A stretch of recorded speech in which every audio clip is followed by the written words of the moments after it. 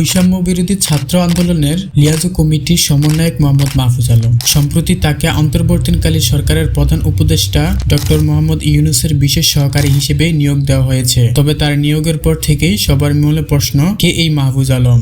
ছাত্র জনতার আন্দোলনকালে সেভাবে আলোচনায় না থাকলেও হঠাৎ করে শোনা যাচ্ছে তিনি নাকি এই আন্দোলনের মাস্টার মাইন্ড। আড়ালে থেকে যিনি ছাত্র আন্দোলনকে সফল করে গেছেন তাকে বলা হয় সমন্বয়কদের সমন্বয়ক। ছাত্র আন্দোলন চলাকালে 6 সমন্বয়ক ডিবি হেফাজতে থাকার পরেও যখন একের পর এক কর্মসূচি সফল হচ্ছিল, তখন বুদ্ধিমান অনেকেই এটি অনুমান করেছিল যে এই রূপরেখা তৈরির জন্য অন্তরালে রয়েছে আরো তীক্ষ্ণ বুদ্ধিমত্তার কেউ, যার সম্পর্কে এতদিন মেইন স্ট্রিম মিডিয়া কিছুই জানতে পারেনি। ব্যর্থ হয়েছে বিগত সরকারের সবচেয়ে শক্তিশালী গোয়েন্দা সংস্থা ডিজিএফআই বা এনএসআই এর মতো গোয়েন্দারা। তিনি কি সেটা তো জানা যায়নি, আর নামটি পর্যন্ত জানা যায়নি। জুলাই বিপ্লবের শুরু থেকেই বৈষম্য বিরোধী ছাত্র আন্দোলন এক নতুন ধরনের আন্দোলন কাঠামো তৈরি করতে করতে এগিয়ে যায়, যার সাথে রাজনৈতিক অঙ্গন কখনোই পরিচিত ছিল না। সাধারণ যে কোনো আন্দোলন আহ্বায়ক দ্বারা পরিচালিত হলেও এবারই বাংলাদেশের রাজনৈতিক ডিকশনারিতে আন্দোলনের সাথে একটি নতুন শব্দ যোগ হয়েছে,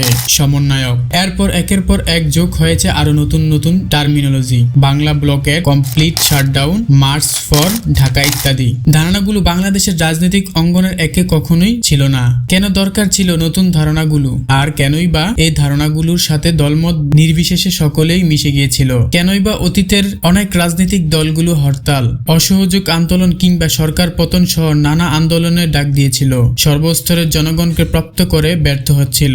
এই প্রশ্নগুলোর উত্তর বলতে গেলেই ধারণা পাওয়া যায় মাহফুজ আলমের বুদ্ধিমত্তার পূর্বে দলগুলো সব সময় দিয়েছিল ভুল আন্দোলনের ডাক। জনগণের স্বার্থে না দাঁড়িয়ে তারা দাঁড়িয়েছিল তাদের দলীয় স্বার্থে, যার কারণে জনগণে এই আন্দোলনের ডাককে তার নিজের আন্দোলনের ডাক মনে করেই এই কারণে আন্দোলনগুলো বাধা পড়েছিল দলীয় কুণ্ডির ভেতরে। বারবার হরতাল, অসহযোগ আন্দোলন, সরকার পতন, এই শব্দগুলো শুনতে শুনতে সাধারণ মানুষেরগুলোর উপর থেকে বিশ্বাস উঠে গিয়েছিল। সাধারণ জনগণ যখন দেখত হরতালের গাড়ি চলাচল করছে, স্বাভাবিকভাবে অসহযোগ আন্দোলন, অফিস আদালত খোলা থাকে, সরকার পতনের ডাকের পর সরকার অগুলিলায় টিকে যায় আর প্রতিপক্ষের নিয়ে রং তামাশা করে তীব্র দেয়, আর শব্দগুলো আর সরকারের ভীতি জমাতে ব্যর্থ হচ্ছিল, জনগণের ব্যাপারে আশা জমাতে সমানভাবে ব্যর্থ হচ্ছিল। তাই দরকার ছিল নতুন শব্দ, নতুন ধারণা। সেই শব্দগুলো সুর মিলাবে সব শ্রেণীর মানুষ, যেই ধারণা অংশ নিবে ছেলেবুলে থেকে জনতা। আর এই শব্দ আর ধারণাগুলো ছিল মাহফুজ আলমের, আর এই শব্দগুলো ছিল মাহফুজ আলমেরই ট্রেইল চাইল। বর্তমান সময়কে উনি বোঝার ক্ষেত্রে উনি যে কোনো রাজনৈতিক চাইল অধিকতর প্রাঙ্গণ পরিচয় দিয়েছেন। সার্বিক সময়ে সার্বিক কর্মসূচি এবং পূরণকে ভেঙে নতুন কাঠামো তৈরি, যাতে সবাই নিজের অংশ হিসেবে মনে করে।